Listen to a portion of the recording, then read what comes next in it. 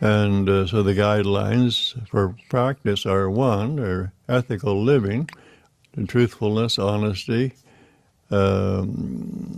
harmlessness, freedom from greed or possessiveness, and non-dissipation of your vital forces, right use of your vital forces and mental capacities, and then cultivation of inner calmness and peacefulness in all situations. So we don't have to be fully spiritually enlightened to live right. We know how to live. But by now, there's a lot of information about the usefulness of a wholesome diet, rest, exercise, positive mental attitude, meditation, wise management of resources. I mean, most of this is just common sense once you get a handle on it. So we don't have to be spiritually enlightened to live right or to live constructively. All we have to do is learn how to do it and do it. And you say, well, I'm not spiritually enlightened yet. Well, that'll come along. But in the meantime, you're going to be living much more efficiently than you were. You're going to be healthier, happier, more successful in what you do, and so on. So it's also well to know the aims of life that ought to be fulfilled so that we can be completely fulfilled. One, we ought to know what our purpose in life is. Our ultimate purpose is to be self-realized. But while we're here, we also have things to do. So we can examine our knowledge, our skills, what we have to work with, and how we can best apply that to living in the highest and best way, not just getting by, but in the highest and best way. Strive for excellence in performance of activities and in experience. So that's called fulfilling our personal purpose in life. And according to our temperament and capacities and so forth. And then, too, we ought to be able to have all of our life-enhancing desires and needs easily fulfilled. Life should not be an endless struggle, putting up with challenge and difficulties, and just getting by, making do, and so on. We should be able to produce and attract whatever it is we need or want to live productively, successfully, effectively. And once we can do that, then that's a big plus. And we should have adequate resources to enable us to be secure and free to express, and so that we don't have limitations. And then, fourth is we want to be self-realized. Now, I know some people say, gee, if I had the first three going for me, I might not want to be self-realized. But you would, because your innate urge to be spiritually awake would eventually become compelling. One of my brother disciples, whose picture's on the wall over there, Dr. James Lynn, he was Yogananda's successor as president of Selfrealization Fellowship for 3 years after Yogananda passed. But he met Yogananda when Yogananda was lecturing in Kansas City in 1931, as I think it was. And by that time, Mr. Lin was born about the same year Yogananda was, about 1893, within a year or so. So when he met Yogananda, he would have been almost 40 years of age. So at that time, he already had $2 or $3 million accumulated. And he was, in the eyes of others and himself, quite successful. And as a businessman, executive in Kansas City, he owned 2 insurance companies, and he was invested in other projects. But he said that until he met Yogananda, he was not completely happy, and he was nervous all the time, fidgety, literally fidgety. And after he met Yogananda, he learned how to eat right and think right and practice yoga and meditate, and his life changed as far as the inner life changed. He still continued to be very successful in business because he enjoyed business and he was good at it, but he was really a yogi. And he spent early morning hours and evening hours in deep meditation. And when he could get away from business in Kansas City, he went to California to one of the Selfrealization Fellowship retreats just north of San Diego, and spent 2 or 3 weeks there, mostly in seclusion, and going for walks and swimming in the ocean and meditating. And sometimes if Yogananda was in residence, he would meditate 3, 4, 5, 6 hours together at a time. So he was a combination of Western, what Yogananda referred to as Western practicality and Eastern spirituality, although spirituality doesn't have to be confined to the East, but a lot of the traditions of Enlightenment traditions have their origins in the East, only because so-called East, only because culture was more developed there a long time ago before in Europe and certainly in America. But so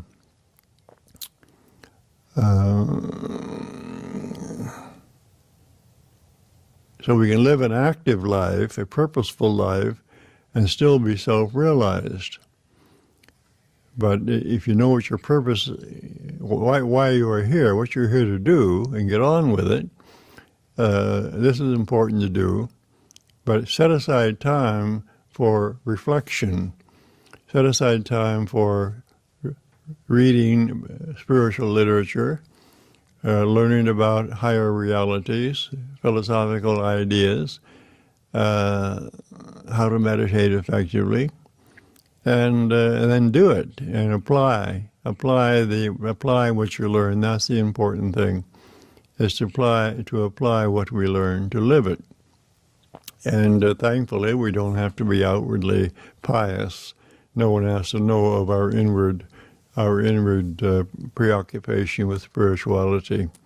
In fact, it's better that way, not to draw attention to ourselves, and just quietly live our lives effectively and meditate deeply and experience progressive spiritual awakening. And it will naturally occur in the course of time. The important thing is to stay with it in the right way for the long haul. And when we first start out, we learn about metaphysics and yoga and higher realities and healthy lifestyle. We may have this super enthusiasm and we want to know everything there is to know right away. We want to be highly realized in a few weeks, and so forth. But it doesn't happen that way for most people. There may be occasions of instant enlightenment, but for most people it takes time. And so we have to settle in for the long haul, and when we're on the right track, resolve to stay with it. Faithfully and with confidence, and without undue concern for the results. I was one time visiting Master Paramahansa Yogananda at his desert retreat near 29 Palms, California, where he went to live for the last 3 years of his earth life. He spent most of the time there. Occasionally went back to Los Angeles for special functions, special purposes, but mostly was out there. And so he could complete his writing of his, that he had outlined for himself. And we were talking quietly one evening, and this was just a few months after I had met him. So I had this initial enthusiasm, and then I wasn't depressed, but I'd gotten to the place where I realized after 6 months I wasn't going to be enlightened overnight, and that I was going to have to hang in there. And he said to me I didn't mention this to him, but he said, Roy, you have to want God, that's how I put it, meaning spiritual realization. You have to want God with all your heart, with such intensity that you can't wait another day to have that realization. But you have to be patient just in case it doesn't happen that day. So you have the intensity and intention, intensiveness, I guess that's it, rather than intensity, intensiveness of focus and concentration and resolve, but you also have the inner calmness and emotional stability. Just wait and see what happens. So you don't want to give up, but on the other hand, you don't want to become despondent. You want to stay even-minded, emotionally stable, and forward-looking. In high school, when I began to read books, which I borrowed from the county library, about world religions, and read about Buddhism and other religious traditions. And when I read about the idea of enlightenment, I thought, I can be like that. I will be like that. I didn't think, oh, wouldn't it be wonderful, but I couldn't do that. No, I responded to it. I recognized it as a possibility. And so consequently, all of my early life, I was highly resolved. And I purposely did not talk about my spiritual aspirations with anyone. And even when I was at the Selfrealization Fellowship, I didn't talk with the other fellows about my spiritual aspirations. I didn't discuss my inner experiences.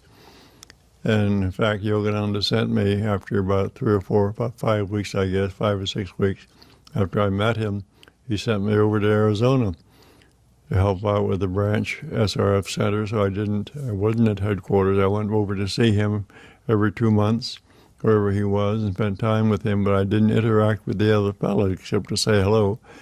But I never sat and talked with them. I never discussed philosophy. I never asked, how are your meditations coming? Or discussed my inner condition. Never did. So one of the great blessings, I occasionally say this because it's true, one of the great blessings that Paramahansa Yogananda conferred on me was he sent me to Phoenix. There was one other fellow over there, senior minister, 2 years older than me, who was a good role model and quiet, and paid attention to his duties, and we didn't hang around and talk. And it was a great blessing because I was like a Trappist monk. I had that private time, all to myself. Had my duties, my work assignment, plenty of time to meditate and reflect and be still. So for about 4 years, I had that secluded environment, and it was wonderful. I recommend that for everyone if they can fit it into their life schedule. It happened to me when I was 18 to 21, but 22. But anyway, it was very, very useful for me at that stage in my life. It was very grounding. See, I grew up on a farm in Ohio. You all know the story, I'm sure, so I won't bore you with it. Grew up on a farm, and farm life was a good life, but from my middle teens, I had the spiritual aspiration to be self-realized, and began to read widely. And then when I was in 10th grade, I read 2 books, which in which the subject of yoga happened to be mentioned. I didn't know that when I got them from the library. And when I read about yoga philosophy, I thought, wow, this is a very practical approach. You don't have to believe anything, just do it and see what happens. Then I read Yogananda's book when I was in the senior in high school. I saw it advertised in a health magazine because I was into health and wellness and bodybuilding and so forth at that stage of my life. And in one of the health magazines, there was an ad for Yogananda's book, and I saw it and ordered it by mail. And when I read it, I thought, this is my connection. No doubt about it. I didn't have to be sold on it or talked into it. I knew that was my connection. So later that year, I went to California and I met Master, and he accepted me for discipleship training, and I entered into the program. And he told me about a year later, we were out walking one time at his desert retreat site, and he said, well, he prefaced his remarks with first, he said, see, the year before, well, the year I met him, but early that year I had rheumatic fever. 5 months I was in bed, confined to bed. And so the next year I was walking with him at the desert retreat, and he said, just out of the blue, he said, you almost died last year, but your love for God pulled you through. And then he said, you have a new life now, and you must make the most of it. Then he said, you came to me this time, meaning this incarnation, you came to me this time to help me with this work.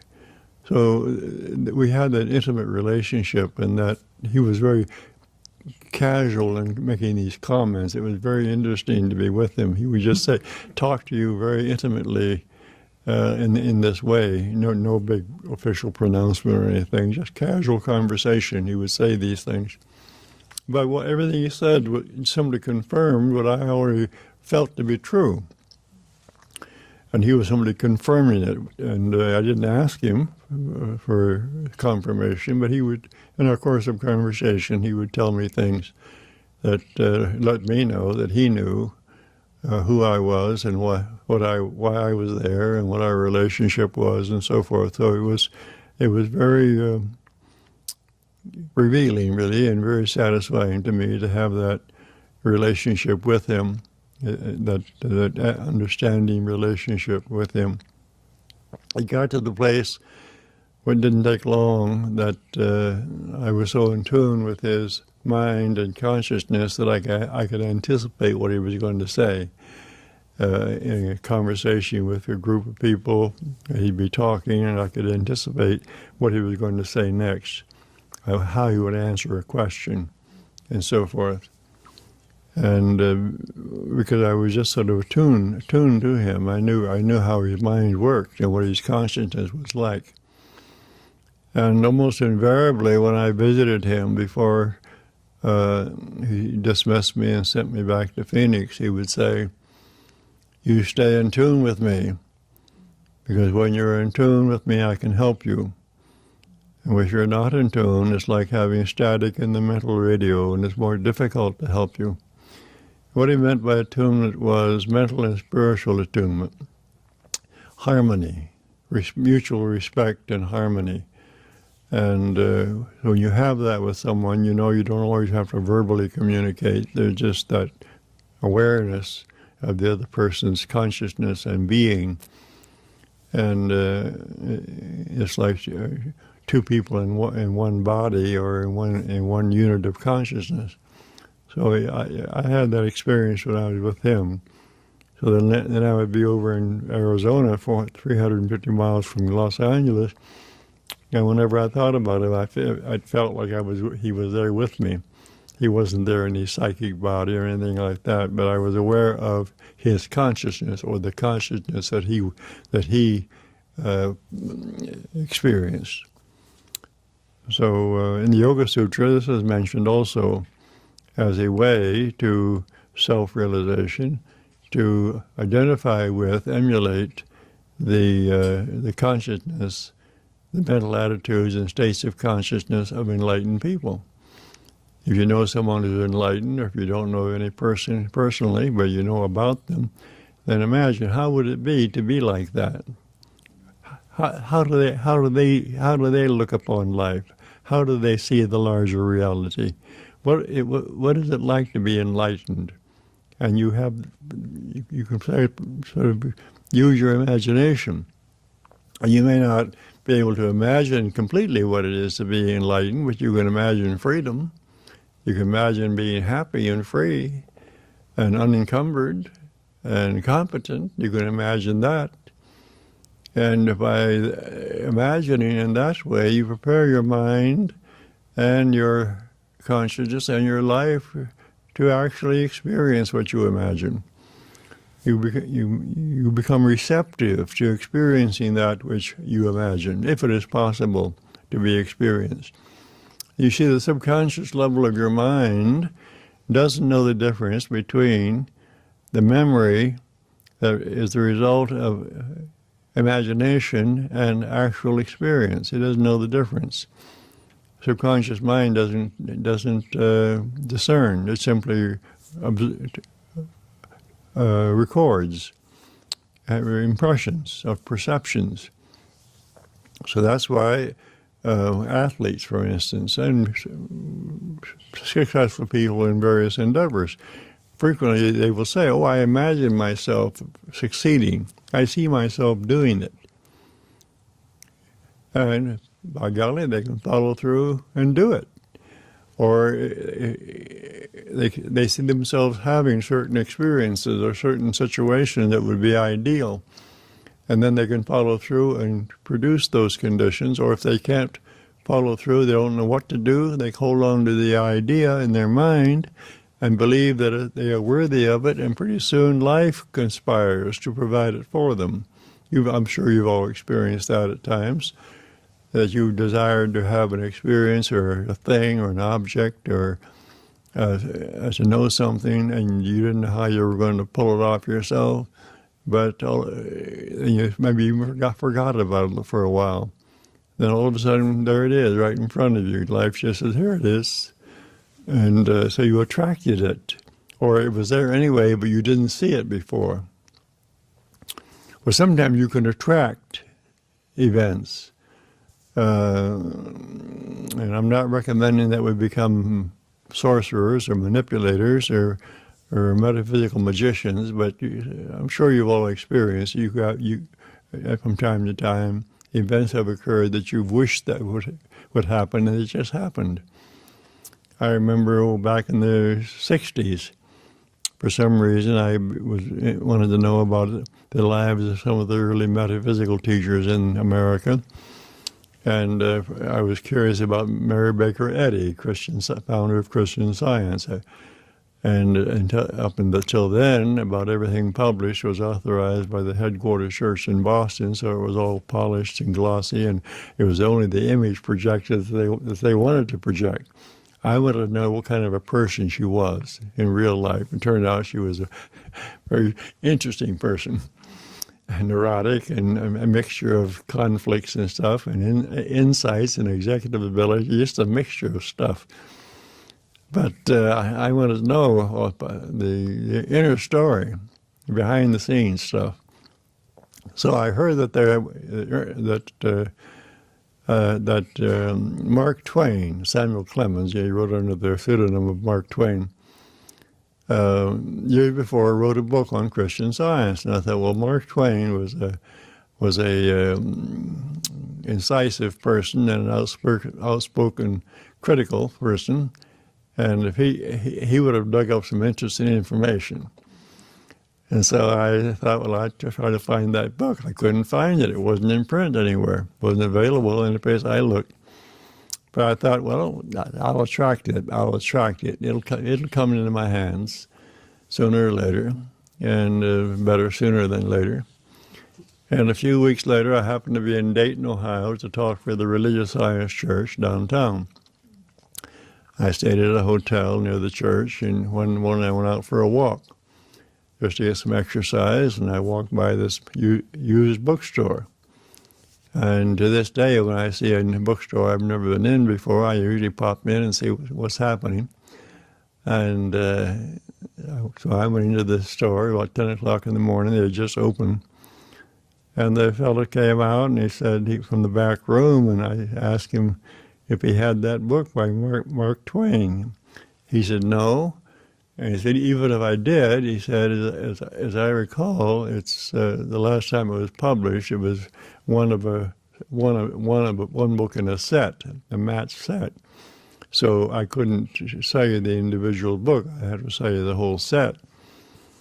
And but he said, just feel free to browse. So I looked around, And in about 10 minutes, he came back in from the back room, and he said, I just was opening some books this morning from an estate. I bought the books from the family of a deceased person, and I was just going through them, and there's only one book from Mark Twain, and it's his book on Christian Science. So it was $3 or so. So I got it. So I thought, well, okay, the universe is very helpful. I had to go to Dayton, Ohio to walk into a used bookstore and have the fellow dig it out of a box that had just arrived, but I got it. So things like that can happen.